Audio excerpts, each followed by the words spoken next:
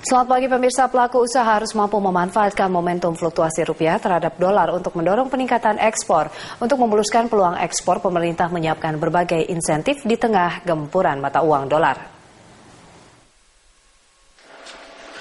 Guncangan finansial hingga menjerumuskan rupiah ke rekor terendah sejak krisis moneter 16 tahun terakhir membuat pemerintah makin waspada.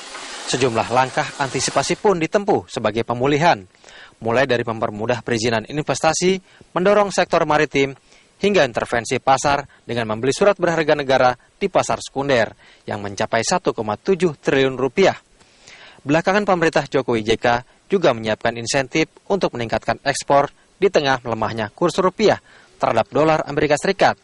Dalam rapat terbatas membahas stabilitas nilai tukar, Wapres Yusuf Kala bakal menyuntikkan insentif ke sektor industri berbasis ekspor, sehingga bisa meraup keuntungan berupa devisa dari posisi pelemahan rupiah, serta memperbaiki neraca perdagangan dan defisit neraca transaksi berjalan. Jadi kita optimis bahwa ekonomi Indonesia ini akan lebih kuat daripada sebelumnya, itu pertama. Yang kedua adalah, ini justru peluang yang baik, ekonomi kita tumbuh lebih baik.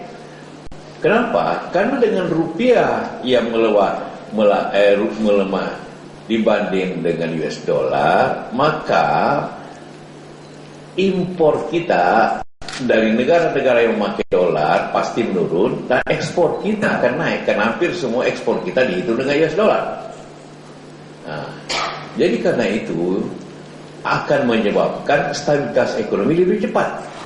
Demi mendorong ekspor, pemerintah akan memberikan insentif berupa pembebasan pajak untuk sementara waktu atau tax holiday, selain insentif berupa infrastruktur. Menurut Deputi Gubernur Senior Bank Indonesia, Mirsya Aditya Suara, rangsangan ekspor terhadap industri sangat diperlukan.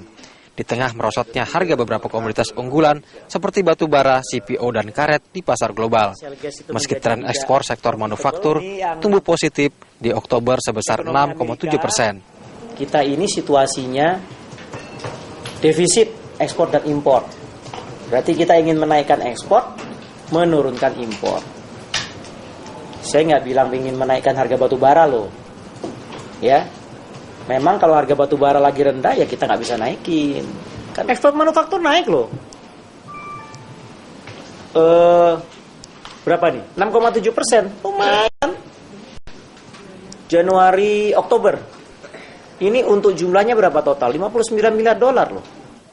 Terus, meski gempuran dolar makin melemahkan rupiah hingga mengancam penyusutan cadangan devisa, pemerintah tetap yakin di balik kejatuhan mata uang menjadi momentum untuk mencapai stabilitas ekonomi. Terlebih pemerintah telah menaikkan harga BBM bersubsidi yang membuka ruang belanja fiskal lebih ekspansif. Tim Liputan, Berita 1, Jakarta.